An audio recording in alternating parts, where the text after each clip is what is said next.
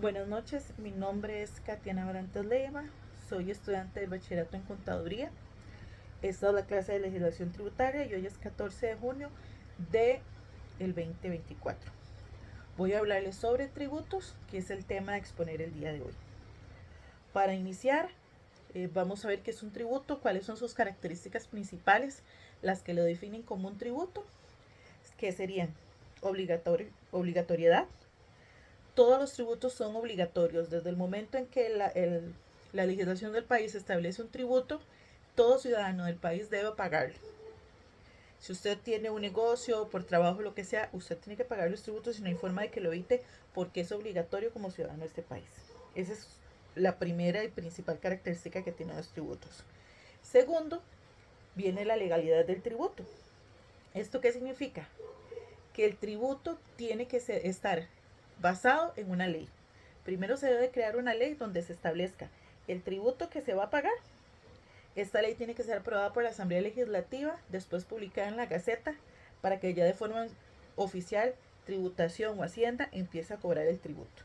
Si un tributo no sale porque el Poder Legislativo hoy dijo vamos a cobrar un tributo para la gente que compre huevos, no, tiene que haber una ley que respalde y fundamente la necesidad de ese tributo, porque es parte de nuestro derecho como contribuyentes el contribuir al Estado de forma correcta, que no se nos afecte por decisiones de poder ejecutivo. O sea, tiene que haber una razón de peso y fundamentada para que se pueda crear la ley para establecer el tributo. Después tenemos, como dije anteriormente, el Estado tiene que decir por qué. Hay una finalidad pública para ese tributo. Esa sería una tercera característica. ¿Para qué se va a utilizar? Digamos, los ingresos que generan los impuestos, que son los tributos, lo que hacen es o van para la caja única del Estado para poder suplir los gastos, las necesidades que tiene el Estado, ¿verdad? El pago de empleados públicos, el pago de todas las prestaciones, de todos los préstamos, todo lo que necesita gastar el aparato estatal para poder funcionar. O existen tributos, impuestos que son de acuerdo a la ley que los creó, que se utilizan para cierta cosa específica establecida en esa ley. Por ejemplo, el marchamo, que se supone que está establecido, el pago del marchamo, que es un tipo de tributo, que está establecido para el mantenimiento de las calles. Ese es un ejemplo de para qué. Después, un cuarto elemento del tributo es la periodicidad. El tributo no se puede cobrar cuando le dé la gana al gobierno. Tiene que estar establecido si va a ser de forma anual, semestral, trimestral, mensual. O sea, tiene que establecerse cómo y cuándo se va a pagar. Eso es fundamental. Después tenemos otra característica que es que ese tributo no es que porque yo pagué impuesto de ventas, ese dinero me va a regresar a mí de alguna forma. No. El pagar todos esos impuestos que pagamos, ya sea de forma directa o indirecta, no significa que esa plata va a regresar a mí en algún momento. No necesariamente. Porque todo lo que se recoge de impuestos puede ser que se utilice para pagar deuda del gobierno o que se utilice para arreglar las calles o para construir un hospital, que no necesariamente me va a beneficiar a mí directamente. Porque cuando nosotros contribuimos existe un factor de que contribuimos como a la sociedad, o sea, que el beneficio de los impuestos no es para un ciudadano en específico, sino que es para la sociedad en general, en este caso para la sociedad costarricense. Además de los tributos, se tienen también como que son los impuestos, dentro de los tributos están los impuestos, están las contribuciones especiales también. Entonces, ¿cuáles pueden ser las diferencias entre los impuestos y las contribuciones especiales? Porque no son lo mismo.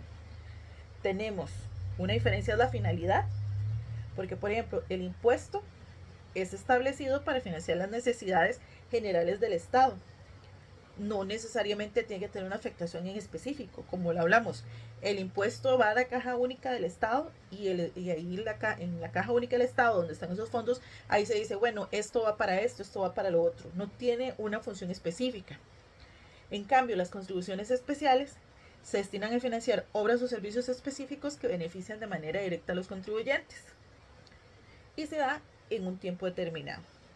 ¿Okay? Lo que hablamos un poco de que hay unos impuestos que de acuerdo a la ley, o unos tributos que de acuerdo a la ley se utilizan en lo que establece esa ley, o tributos que en ese caso los impuestos que se establecen para funciones generales.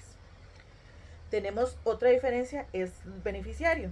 Con el impuesto se benefician todos los ciudadanos que contribuyen al Estado de forma general, todos los costarricenses. Por ejemplo, el pago de deuda. Si el gobierno tiene una deuda que se utilizó, existe a nivel de todo el país. Pero en cambio, una contribución especial, por ejemplo, beneficia a personas o grupos que se ven directamente de una obra o servicio, ¿verdad? Entonces puede ser que se construya una calle en X lugar y les van a cobrar un impuesto por esa calle, digamos. Otro detalle importante es que las contribuciones especiales tienen un tiempo determinado para poder cobrarse. En cambio, el impuesto, usted tiene impuesto a la renta y seguirá pagando en el impuesto a la renta, seguirá existiendo de por vida, porque es un impuesto que beneficia al país en general. Después, tenemos la forma en que se calcula. El impuesto generalmente se calcula sobre la renta, el consumo, el patrimonio. En cambio, las contribuciones especiales se calculan de acuerdo al beneficio directo recibido. Por ejemplo, una propiedad aumentó de valor porque se construyó obra pública. Entonces, a esta propiedad se le va a cobrar la contribución de acuerdo a lo que subió el valor. Después, tenemos algo muy importante que es el precio público y las diferencias con las tasas. ¿Okay? Entonces, el precio público es la prestación que se paga por la utilización de bienes o servicios proporcionados por el Estado o por organismos públicos, como el ICE, que nos da la luz. Y la luz está establecida con cierto nivel de cobro. También este servicio lo puede brindar el sector privado, que lo hemos visto últimamente, que hay varias generadoras privadas de electricidad que quieren brindar el servicio, pero siempre lo cobran más caro que lo que cobra el ICE en este caso. Y cuyo costo es asumido en su totalidad o en parte por el usuario. O sea, nosotros al ICE le pagamos la luz, pero se lo estamos pagando un bien público y es un precio menor. Entonces, ¿cuál es la diferencia que tiene este precio público en relación a las tasas? Okay, el precio público se paga por la prestación de un servicio o uso a un bien del Estado. Después tenemos que la tasa se paga por una prestación de servicios específicos o por realización de actividades administradas por parte del Estado. Tenemos como el pago voluntario, esa sería otra diferencia. Es voluntario en el caso del precio público, ya que solo se paga si se decide usar o no se utiliza el bien. Por ejemplo, el precio de los buses. Si usted quiere pagar el bus, paga, si no, no va al bus y ya está. La tasa es obligatoria si se realiza la actividad o se usa el servicio que genera. Después, la determinación del precio que usted va a pagar. En el caso del precio público, puede variar y se fija en función al coste del bien o del servicio que se vaya a utilizar. Y la tasa es un importe que está fijado por ley y depende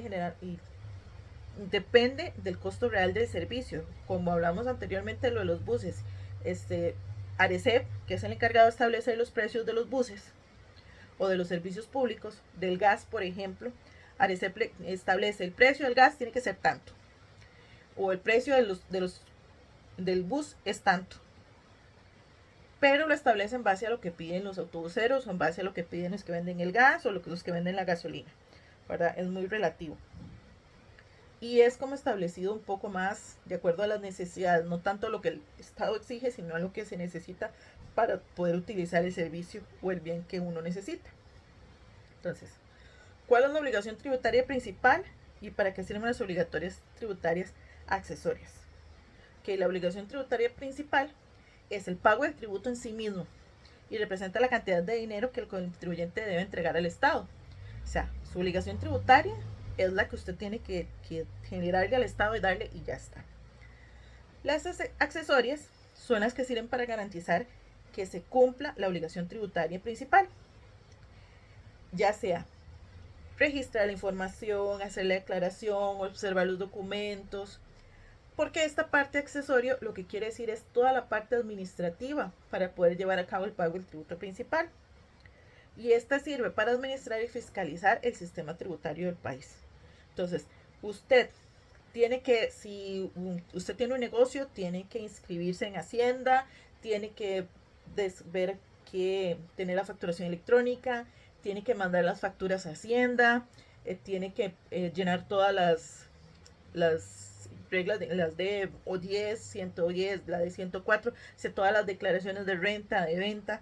Usted tiene que mantener toda su información actualizada para que usted pueda pagar sus tributos principales de forma concreta y respetando las leyes del país.